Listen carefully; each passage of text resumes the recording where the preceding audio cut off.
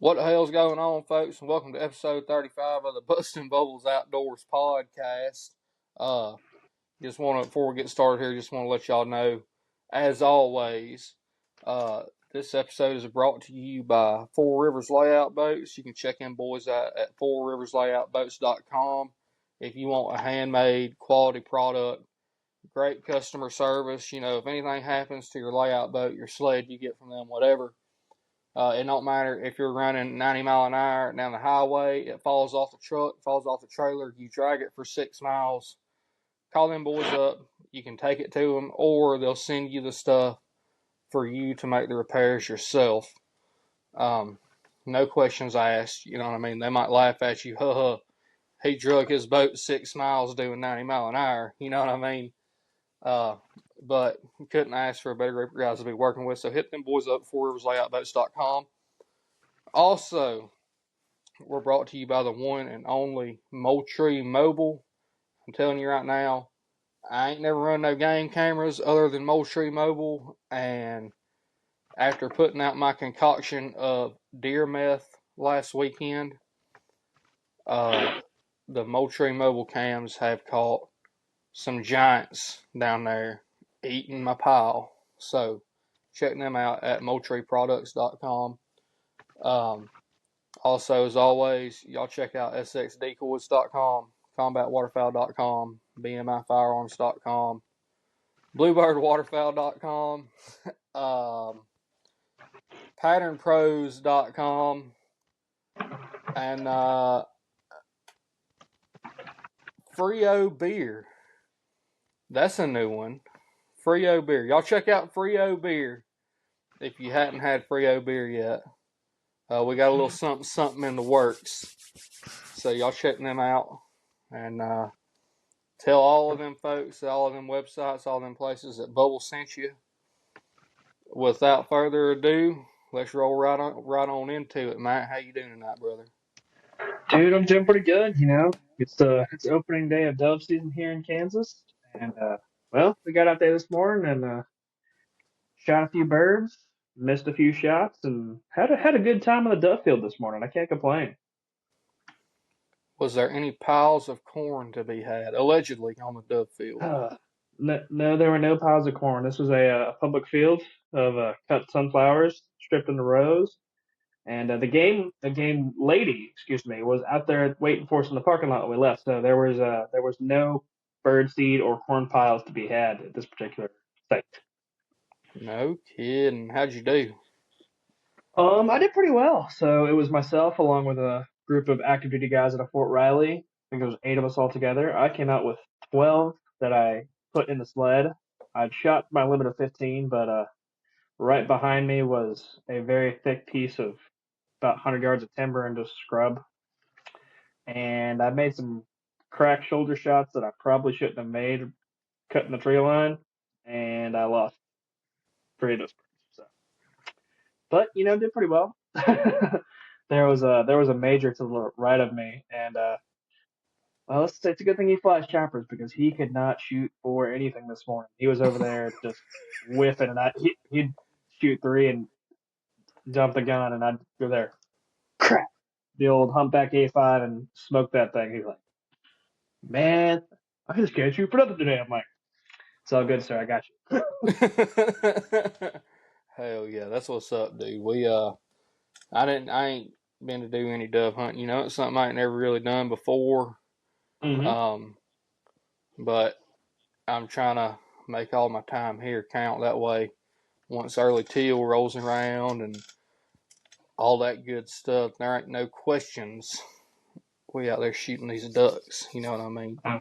For sure. You definitely have much more reasons to stay home. It was just me today in terms of the house. The wife was out on a vacation because it was her semester break, so it was just me around, and I was like, well, we're going to kill birds.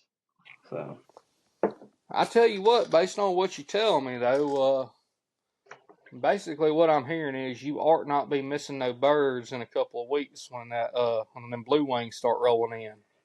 listen, I reserve the right to whiff, okay? Because I started off hot this morning. I think I went 4 for 4 the first 4 shots in the morning, like 4 shots, 4 birds down.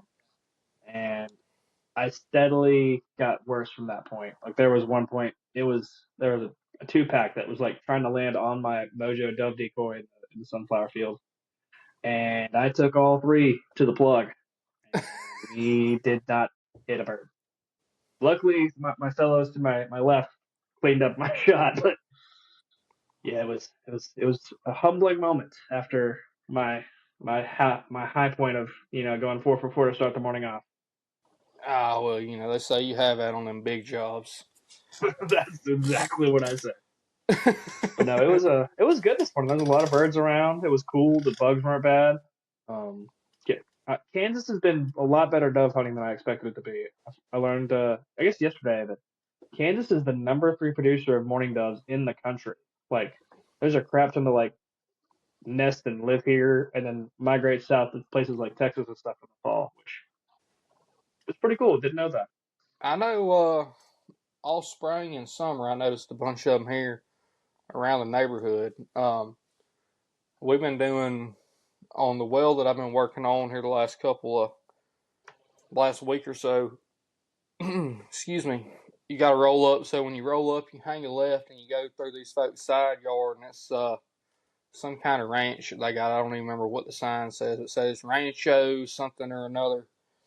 Anyways, every day, once I go through that first gate there, go through the first gate and then the second gate, and then you're at the well. But between the first and the second gate, I've noticed that there's just a pile of doves in there. Mm. And there's also a little dog that likes to bite on the outside of that first gate. Uh, So, but I have been noticing lots of doves. they're definitely around. I know they'll all be gone by duck season in October, but while they're here, I'm gonna make lemonade while the sun is shining. Damn right. Hey, and the weather's been super nice here lately too.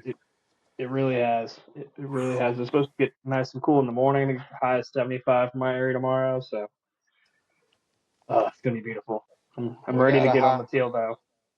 Oh, I'm telling you right now. After there's some things that I heard this weekend, I'm uh, I'm itching for it. I'm ready for it. I've been seeing dudes posting videos on YouTube about already getting into the blue wings in different places, and Mm-hmm. I'm like that meme you seen of that preacher dude where he's like, God, I see what you've done for others, and I want that for me. That is me right now. That is honestly.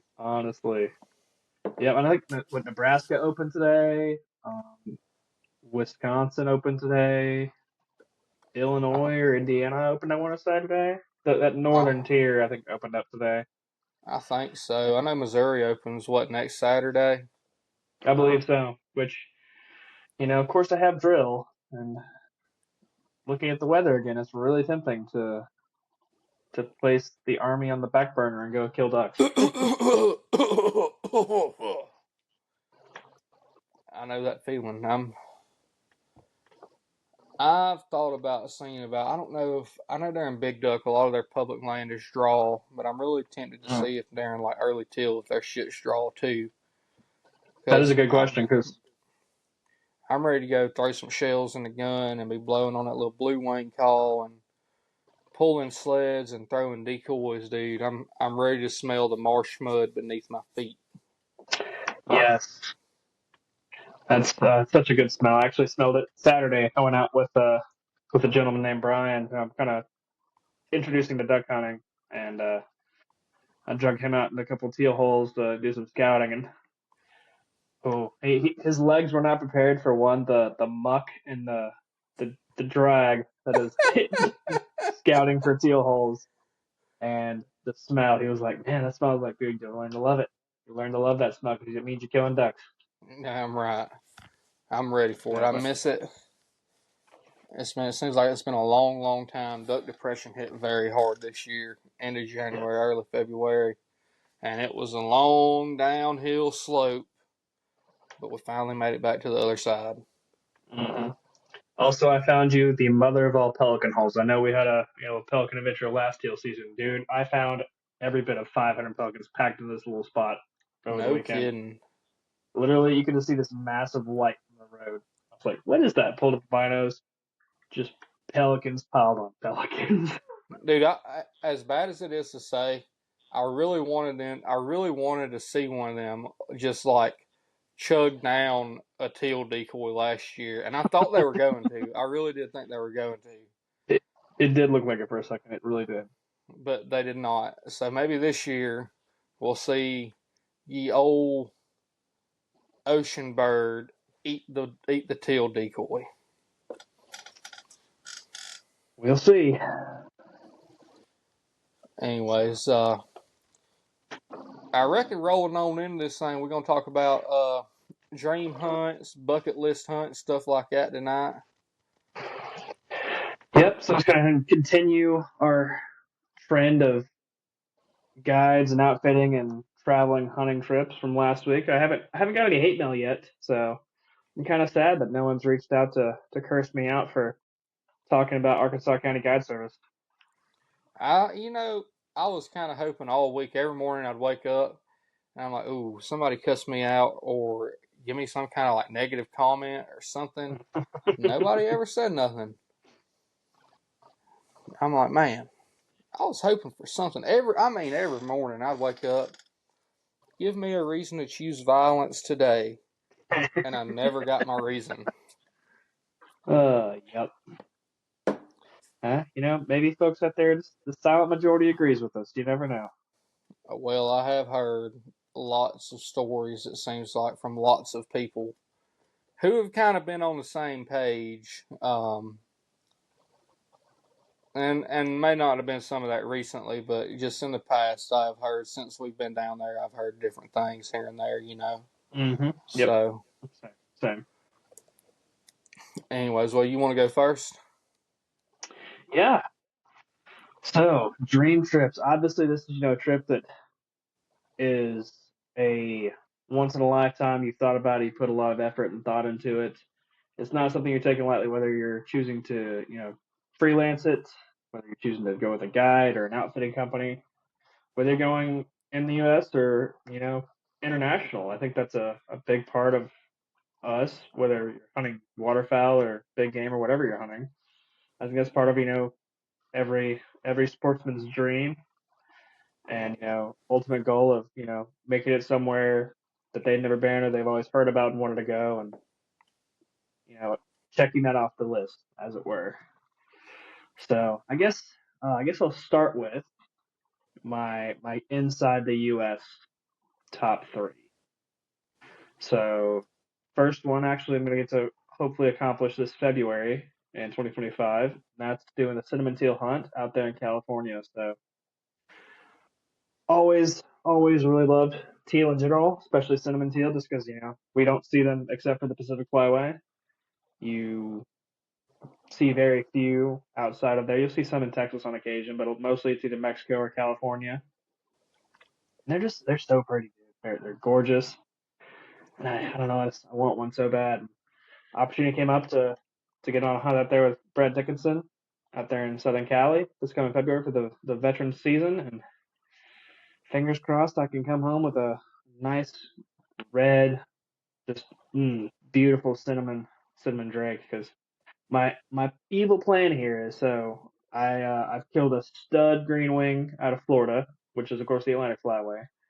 I want to, in Texas this January, kill a stud blue wing out of the Central Flyway, and then in February kill me a stud cine out of the Pacific, and then make it one teal trifecta, three different flyways across the country, mount. How you want to mount them?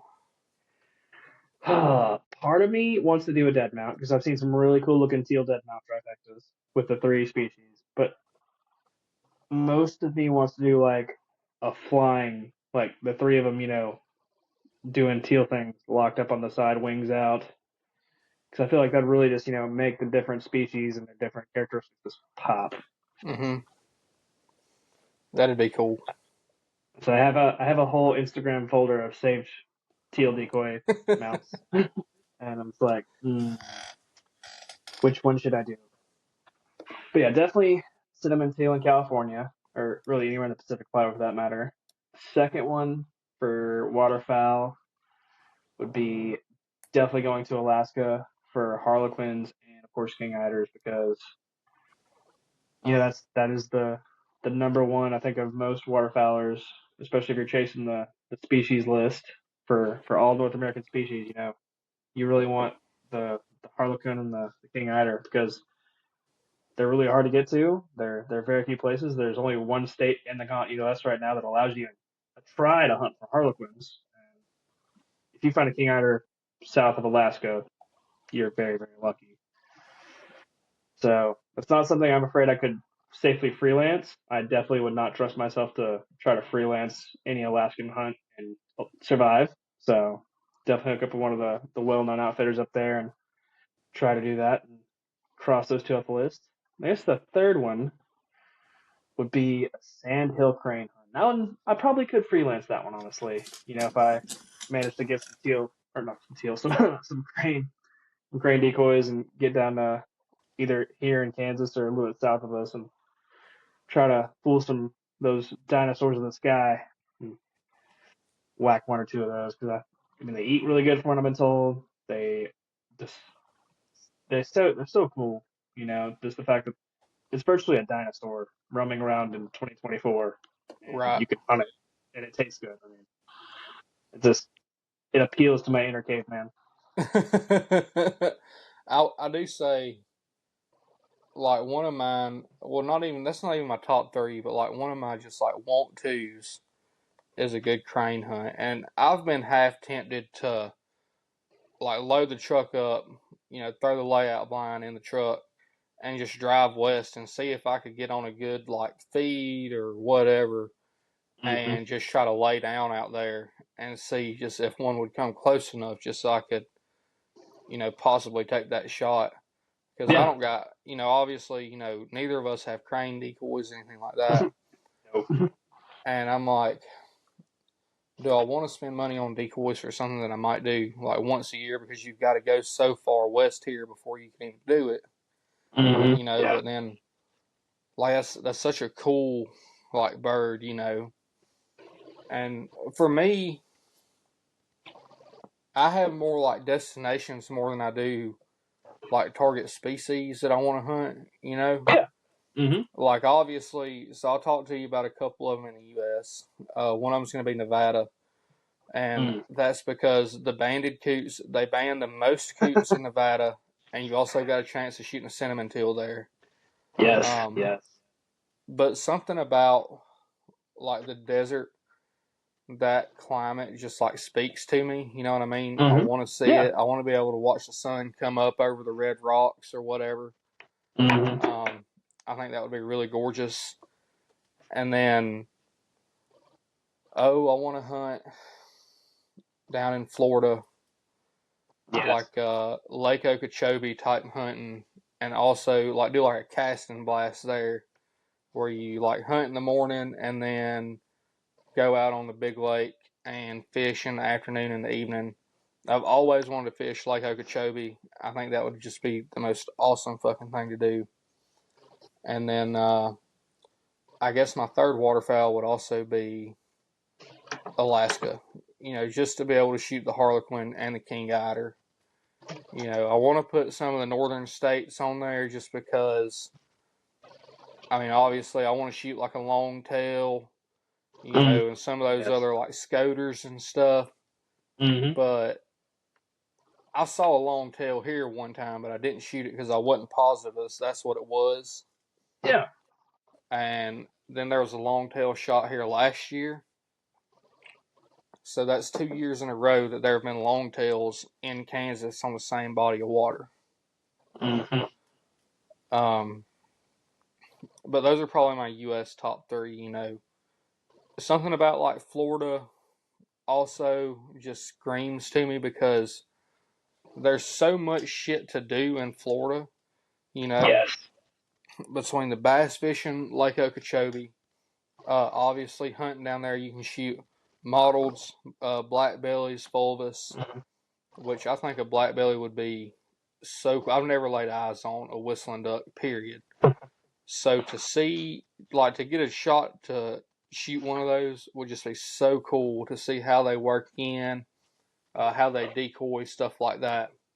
Oh, But then dude, also it in is. Florida, you've got alligators. You Mm-hmm. go way far south, you've got iguanas, Mm-hmm. pythons.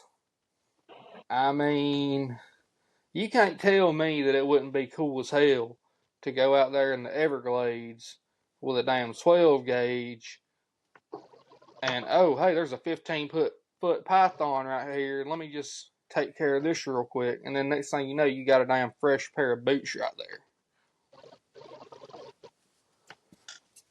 I mean, that's just like some of the stuff in Florida is just like screams to me like, okay, I need to go to Florida. But then other than that, like I say, my top three is going to be Nevada, Florida, and Alaska. No, for sure. And dude, you would love black belly whistlers. We get some very early in the season in Georgia, and oh, dude, they love mojos. Like they love mojos, and they taste so freaking good.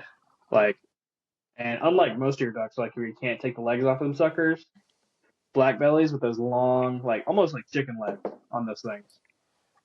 Man, dude, oh, it's it's delicious. It is absolutely delicious. Bro, last year when me and James shot that 2 man of mallards, we cut all the legs off the mallards, and I'm gonna do that a couple of times this year. But I want to do the legs. I haven't done it yet. They're still in the freezer. I want to do them the same way I do like wings. You Mm. know what I mean? Fry them bad Hmm. boys up, toss them in some damn buffalo sauce. That just sounds like that'd be the freaking gabagool. Yes. um, No, it's good stuff. and then a couple of other things. I miss. We've got it here, Hmm. um, but it's really hit and miss because if you don't have the water in the spring or you don't have the late summer water, then you're not going to have water there in the winter. I miss the flooded timber. I want to get back in the flooded timber and Mm. hunt again in the flooded timber just because it's been so fucking long, like I want it. Yeah.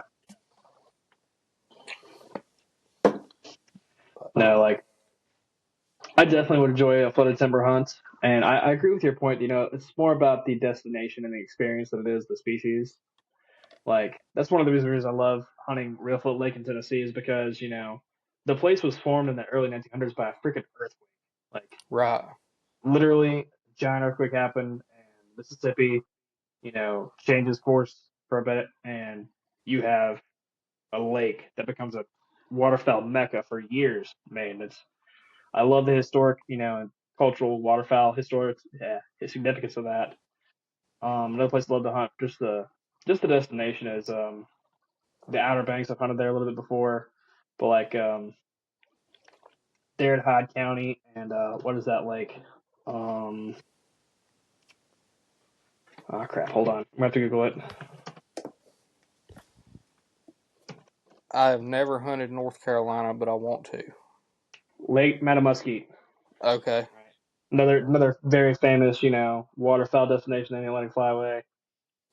Obviously, the Great Lakes. I'd love to get up there and shoot some divers out of a layout boat, just because, you know, just to have cans and bluebills and redheads just screaming down long lines at you while you're, riding the waves in what's virtually an inland ocean. Just, get out there in the fields of Washington State and just get, surrounded by widgeon just dumping in. I do very stupid things for some widgeon, or attempt to do stupid things for widgeon, I should say. I think it'd be cool as hell to like hunt the Great Salt Lake too. Yes, that'll be the next one. Like just iconic places, not only for the species, but just for the destination and the experience of those places and the way folks hunt differently than we do. The way that their history of waterfowling is like. I've gotten into a little bit of the decoy, collection and this history of different duck decoys, and it's so cool to see how different parts of the country and different carvers have very different styles about the species, the way they carve, what they carve with, how they carve, like, and how they've done that, since the Native Americans did it with freaking reeds and cattails to Yeah. bamboozle ducks. Mm-hmm. I think something that's really cool that we don't, I've never seen anywhere that I've hunted before, speaking of like different decoys and style carvings and stuff, is the, like the pickleweed decoys that they use out in Mm, like California. I don't yes. know what it is that's so cool about it, but it's just basically like the way that I think of it is from the breast up of like a mallard or a pintail on a dowel rod just stuck in the mud. Like Hmm. something about that's so cool, and you never see those anywhere outside of I feel like California. Yep. That's definitely a Pacific Flyway, California Valley thing. You know, there's so many places like here that I want to hunt. Now, obviously, I want to go elsewhere and hunt different things. Hmm. Like I want to go to Canada. I want to make it a point to go to Canada. I never thought in my life I would say I want to go to Canada for anything, but I want to go to Canada to hunt. One, just some of the fields up there, just because in the early season, it looks from videos I've seen, it looks so freaking insane. Mm. Like the birds that they shoot in the fields, and then what is it? They're close to the Boreal Forest, something like that. I think that's what it's called. Like hunting in that area, I think would be really cool too. Yeah, for sure. But No, that would be awesome. I Like just like him. Go ahead. and I realized that the way you can hunt Canada is rapidly changing. Manitoba recently went to a lottery draw for out of non-resident, non-Canadian licenses. You can only stay for X amount of days. And I think Saskatchewan's to talk about going that same way. So it's definitely changing, but it really is like the headwaters of the migration for all the flyways, and it would be cool to get up there and see those massive numbers of birds first coming out of the breeding grounds. It's just it'd be so cool. Not just for the numbers of birds and obviously pretty nice limits up that way, but just being able to see where all the magic starts, if you will. Right. No, it's like the whole life cycle starts right there in one Hmm. area, pretty much, Yep. and just funnels out everywhere. Like And I some of those think, birds wind up in freaking the Caribbean and South America, and they go back to Canada. That just blows my mind. that's wild. And like how they imprint on places too Hmm. is something that's like so crazy. It's like this bird is hatched here, right? And it's gonna go. It could go wherever from the damn Arctic Circle to New Mexico to I don't know, hell, Cuba, all the way back to that one spot in the Arctic Circle is like to think about that is insane to me. You know what I mean? And a bird, Yes. I guess what's so crazy to think about it is because like we know about where we live and where we're from and stuff because we spent so much like years and years and years and years there consistently. Hmm. Um, but like a bird, it's born and in that winter it's gone, and then the next year it's right back. You know what I mean? It could go anywhere, Yep. north, south, east, west, wherever, and it's right back in that same place every year. No GPS, no nothing. Just like, all right, this is where I'm supposed to be. Like, it's crazy to think about, you know? It really is. Like it's just so awesome. That's the big thing I love about bands and backpack data. And I nerd out about that stuff. Not because I mean, who doesn't love bands or giving you a chance to shoot a band, but for me, it's not even the fact that oh, I got a lanyard full of bands, which I definitely don't have one band. It's not on my lanyard. But like getting to see where that bird came from. Like the one band I shot was a hen wood duck band. I killed it in North Georgia, and that bird came from Pickering, Ohio. And she'd been down. I assume she had come down through the flyway at least twice because it was a 2-year-old band. And just the fact that that bird came from the smack middle of Ohio to a lake in North Georgia was like, wow, like the things this bird has seen, the things this bird has done, the places it's been, and I have this in my hand. Like it's just so mind blowing. You'll see even cooler ones like pintail bands and the West Coast coming out of Japan or Russia. Blue winged teal with freaking Cuban or Mexican or Nicaraguan bands on them. Just wild stuff that you don't get to see very often. That really shows just how inspiring and very unique waterfowl are in the animal world. Right. I've never shot a band. I want to shoot a freaking band so bad. But just the different things, like even that you see online, these guys posting pictures of, here's a Drake Mallard that was banded, I don't know, 2016 and Saskatoon or whatever, and it was shot in, hell, I don't know, freaking Arizona. Stugger, Arkansas, with Arkansas County Yeah. Guide Service. Yeah, okay. They might have made their own bands, but no, they don't make their own bands, as far as I can tell. That was a joke. Don't nobody take that seriously. Jesus Christ. Oh Let's not get back on the soapbox. no, not tonight. Not tonight. But no, that stuff's so cool. And like I say, there's just so many different places I want to hunt, so many different things that I want to see. You know Mm-hmm. what I mean? Um, Yes. like I think it would be so cool to go shoot some birds in California in one of the bays somewhere, and Yes. then I don't know, 2 hours later, boom, you're standing at the Golden Gate Bridge or something like that. That kind of Mm-hmm. thing is insane. Yeah. Or hunt divers in the Golden Gate Bridge Sound. Yeah, Be killing freaking buffalo heads with that in the background. Oh, that'd be just wild. Just right. so Or wild. hunt right off the coast of freaking like New York City. You know what I mean? Have the Statue of Mm-hmm. Liberty. You can see the Statue of Liberty, and you're shooting Brant, something like Yep. that. I think there's a group I follow on Facebook. I think it's River Rats Waterfowl Guides. They're out that way, and I'm pretty sure they posted pictures of brant limits and black ducks and longtails with the New York skyline in the background. It's I wild. I feel like I've seen that. I think there's another guy that does that stuff too. Damn, what's that fella's name? Is it the Pit Boss guy? Does he hunt up that way? I think I think he does. I think somewhere in the Northeast. Yeah. there's a couple of guys I've seen that hunt like them areas that I think is so cool. Just like I say, just the different things you can see chasing ducks. Yes. Obviously you could go to New York anytime.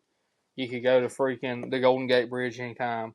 But who the hell can say, how many people can say, I've shot ducks, a mile from the Statue of Liberty? Like I can see the Statue of Liberty while I'm actively shooting ducks. Mm-hmm. Yeah. That's so true. And with that, I'm going to lead into our next part of this conversation, which is international trips. So talking about bands and shooting ducks in cool places. It was a while back. I think it was a couple of years ago on Ramsey Russell's podcast. He had a young lady on who is out of Texas. She's a very new duck hunter, and she went on one of their trips in South Africa. And this girl, first time duck hunter, first trip ever, she killed a Hottentot teal that was banded in South Africa. And even the guides were like, "We've never seen this. We've only heard stories about birds being banded." And I was like, "Bro." So first off, you're killing ducks in freaking South Africa. That's like a dream. Two, it's a Hottentot teal, which is a beautiful bird. Three, it's freaking banded. I'm Mm-hmm. just like, what? Like, I'm done. I'm hanging it up right there. All missions accomplished. You want to talk about international? There's so many places and so many different things that I would like to hunt international. Mm, Um, yes. and just to like think about it, to put it in perspective, we have the wild North American mallard here, right? Mhm. Yep. But there are mallards on so many other continents. You Mm-hmm. know what I mean? Yep. Like to think about going to oh hell, I don't know, Azerbaijan, somewhere over there in the Middle East, with the Taliban back here in the corner, and then to think you're sitting right here listening to that, banging out a limit of pintails and green wings, you know what I mean? Right. As something that's like so cool, it's like I don't want to go over there and deal with the Taliban, but I do want to go shoot a pintail like on their front door. You know what I mean? Yes. Yes. No. Definitely. I will make it down to Mexico at some point. Hopefully, in the next 10 years, I will make it to Mexico. Just because. Argentina. Yes.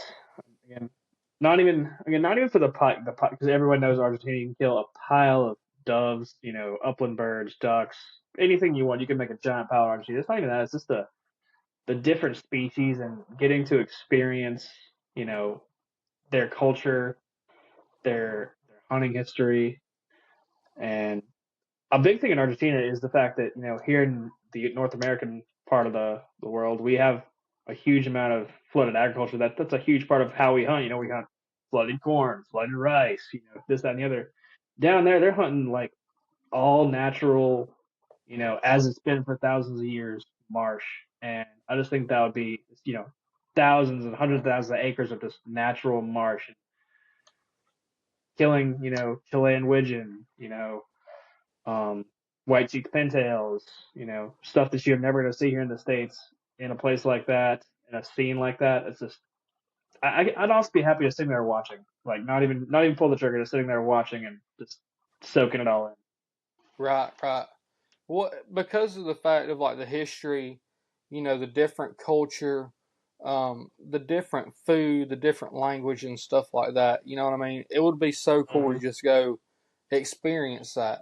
Like I'm kind of in the same boat you are. Now I want to be shooting ducks every chance I get. You know what I mean? But like Oh to be yeah. able to sit there and see that happen, and to watch birds react to different things in different parts of the world, I think would be awesome. You know what I Mm-hmm. mean? Because I know a lot of those birds there, like I say, in different parts of the world, those guys might not have mojos. They might not have this. They might not have that. You know what I mean? They might even have freaking decoys. You know what I mean? Yep. Um, think about going somewhere where all they hunt over is, I don't know, painted pieces of plastic or something like that, like pieces of like a piece of styrofoam or a damn milk jug or something, and think about going out there and throwing out like realistic decoys and seeing how much different the birds would react to that than what they normally hunt over there. Or throwing a mojo out in some third world country and those ducks never seen a mojo before. That definitely be something to see for sure. Like just not only the culture, but just the whole thing. Honestly, it's all. I love it all. I love it all. Absolutely, yeah. I know I'm a piece of shit sometimes, but like there's so much that I'd like to see around the world, and I feel like there's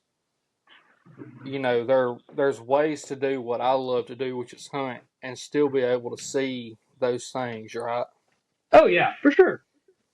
Like you could go to, oh hell, I don't know.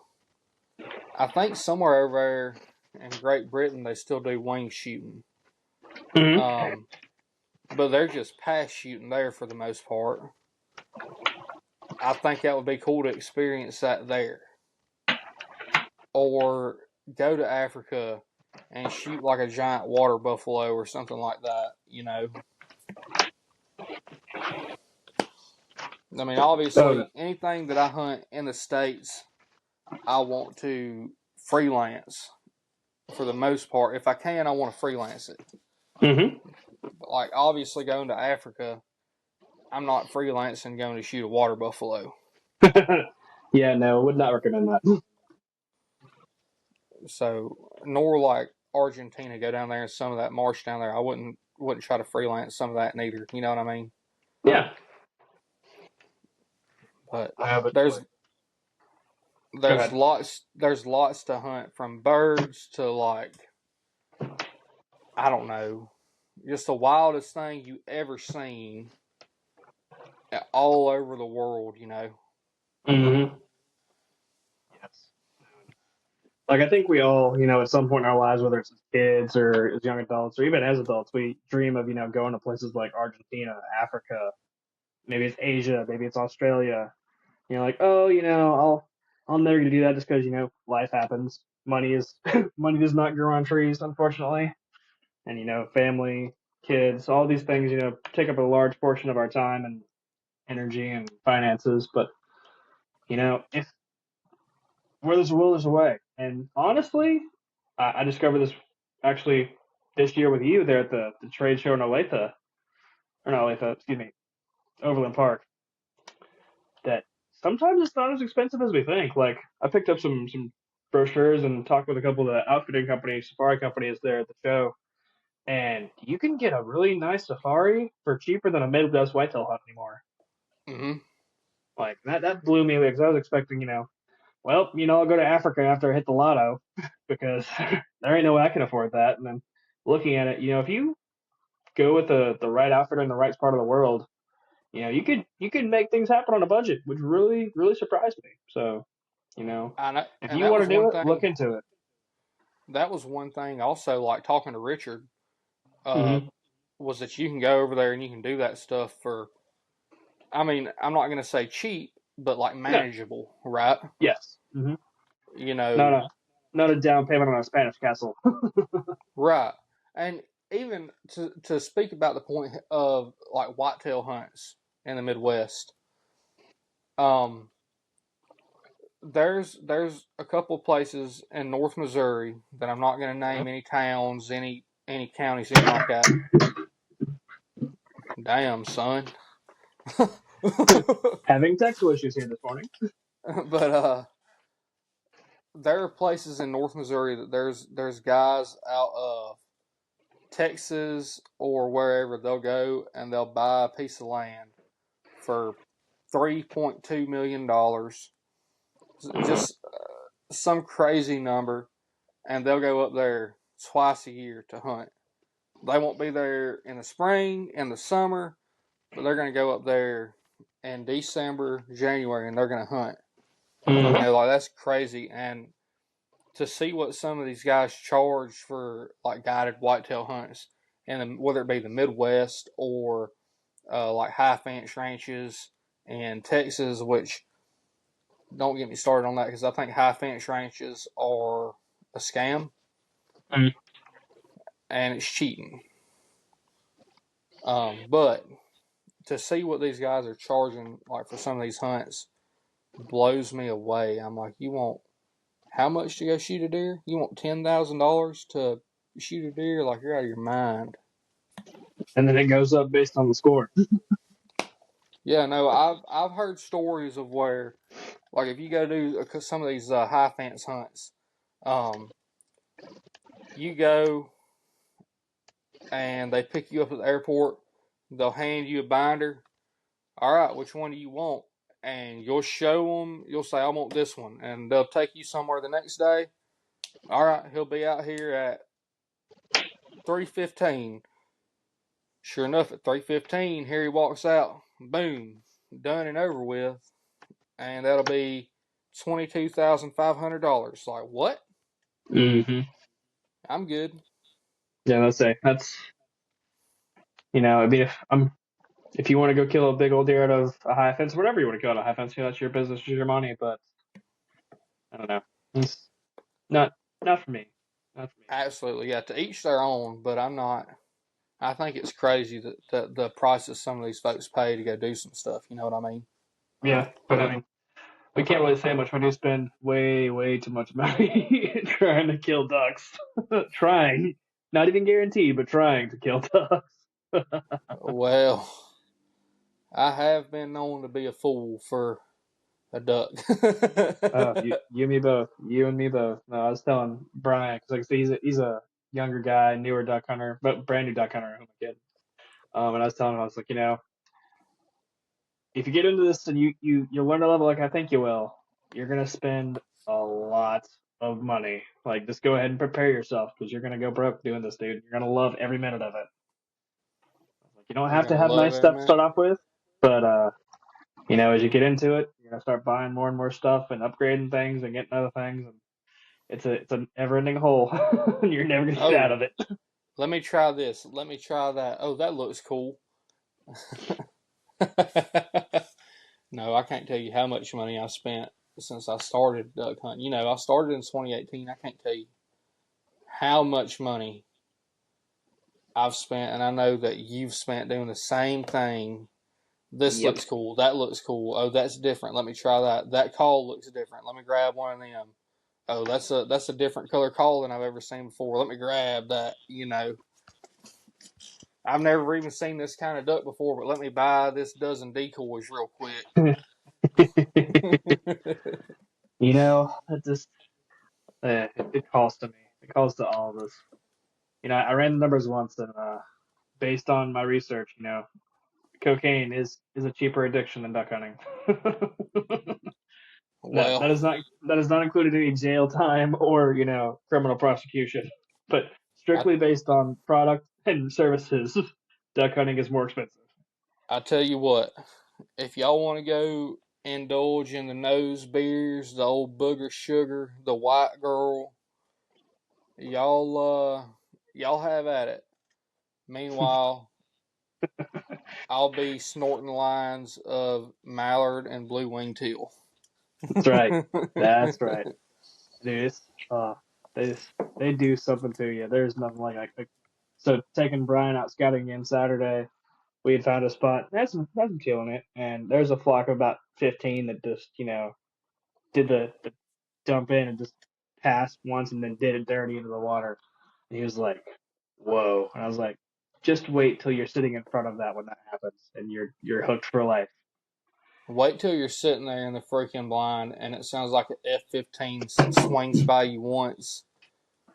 Damn, son. I give And up, then, dude. but no, there's nothing like it. And I try to explain that to people. People that may not have duck hunted before, and I'm like, wait till you're sitting there and you can barely see anything with the Hmm. sunlight, and next thing you know, here's a wad of 15 ducks backpedaling in your face. Like it's unlike any feeling that you'll ever experience in your life. Yep. But this whole kind of conversation is brought to you by, if you have a dream, don't stop chasing it. Because if you stop chasing your dream, then at that point, there's really no point. What's your point in even living if you're not chasing a dream anymore, right? Honestly, get out there and if you want to go to Africa, if you want to go to Argentina, get out there, grind, get that money, and make it happen. Because life, as Ramsey Russell says, life is short. Get ducks or whatever ducks is for you. Maybe it's deer, maybe it's safari, you know, maybe it's cocaine. Life is short. Get the thing that you want, and get those experiences because even as someone who wants to collect the species and hold the different birds around the world, that trophies, mounts, they'll mold, ruin, rot away. But those images, those experiences, those sights, sounds, and smells, they're gonna be with you forever. Like I have my one band mounted up here in my office, but you know, it's not the band itself and the duck isn't what matters. It's the memories of hunting with my brother on Thanksgiving Day that morning and how cold it was, and watching that bird dump into the spread. Now I didn't know it had a band until he got home to clean it, realizing we shot a band for the first time ever. Like it was those experiences, those memories that make it special. And I want to tell you, if you don't think a memory will last you a lifetime, um, so not long before my granddad passed away, he wanted to go deer hunting, and that was his thing. He wanted to deer hunt. Okay, we'll go deer hunting. Um, he had done had a really bad stroke, couldn't remember a whole lot. You'd be talking to him, and like the conversation would be going regular, and then all of a sudden it's just like he'd forget what he was saying and just like start staring off. Mm. Um, well, we went to the Talladega National Forest, and we were going to go. He said, go down here and hang a left on this road. I'll tell you where to stop. I said, okay. So we go up, we go back in there, we drive back in like a mile on this forest road. He said, all right, stop right here. I said, okay. So I got out. He walked probably 50 yards from the truck, sat on a ridge line, and I walked another, I don't know, half mile to a mile down the road. Hunted for a couple hours, went back to check on him because, like I said, he wasn't doing all that great. Mm-hmm. Well, he was back at the truck ready to go. So we get in the truck, we're heading out, and he's telling me stories about like in the 80s and in the 90s. You know, back in this year, me and such, we's hunting here, and there used to be a tree that fell over right here, and sure as shit, here come these deer running across out through here, and they jumped across the road, and they stopped in the road right there. Boom! You know, this man can't hardly remember who he is, but he remembers those memories. You know what I mean? So Mm-hmm. those memories will last a lifetime, Oh yeah. and that's just proof of that. But if you have a dream, don't stop chasing your dream. There's money to be made everywhere, doing everything you can. Anything you can think of, if you can think of it, there's ways to make money in it. Mm-hmm. Almost guaranteed. Um, don't live and be miserable. You know, live and have fun. Live every day to the fullest that you can. You know what I mean? Experience everything you want to experience. See everything you want to see.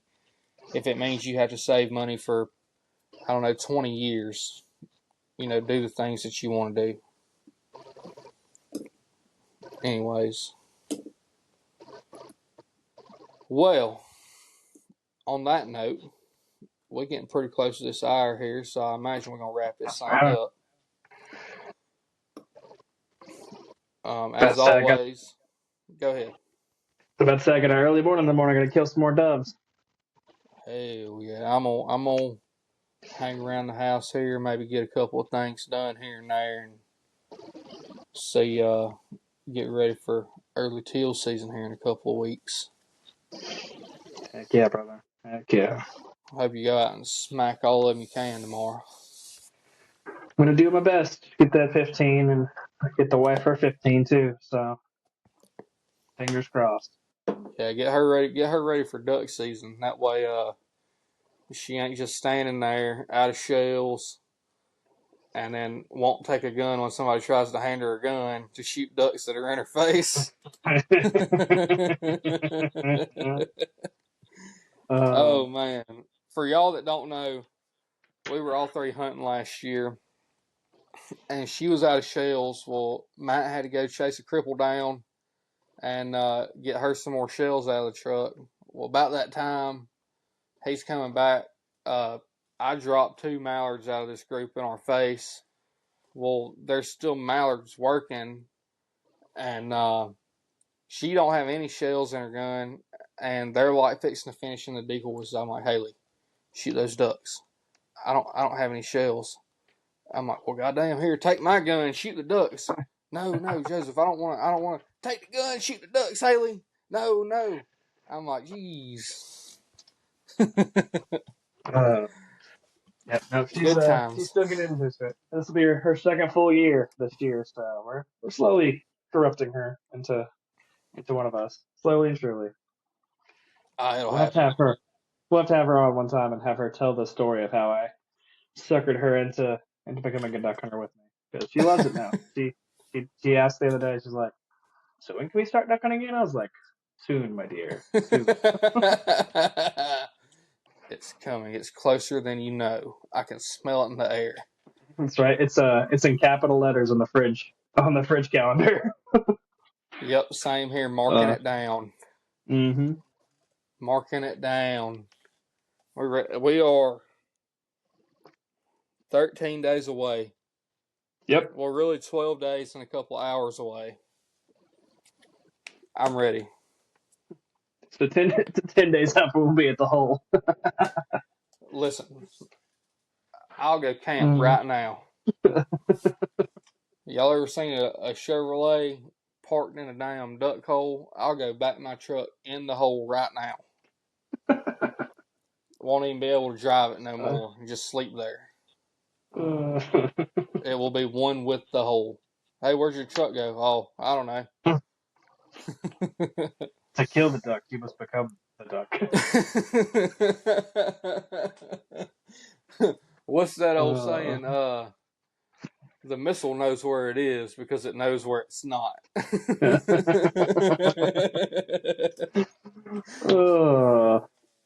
Anyways, we're rolling up on this hour. We're going to jump off of here. We appreciate y'all listening, and hope y'all had as good a time as we did. As always, y'all know where to find us on Instagram, TikTok, Facebook.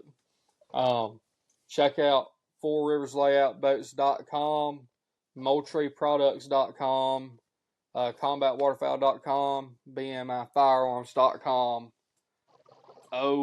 sxdecoys.com, bluebirdwaterfowl.com, patternpros.com. Did I miss any? Nope, I think you got them all. Y'all be sure y'all check out Frio Beer too. If y'all want to play some Frio Beer, y'all give that a try. We're about to roll on out of here. Take us away, old son. Remember, y'all, may your shots be easy and your straps be full, and y'all have a great start to your season. We'll see Y'all y'all come next on time. back now, you hear?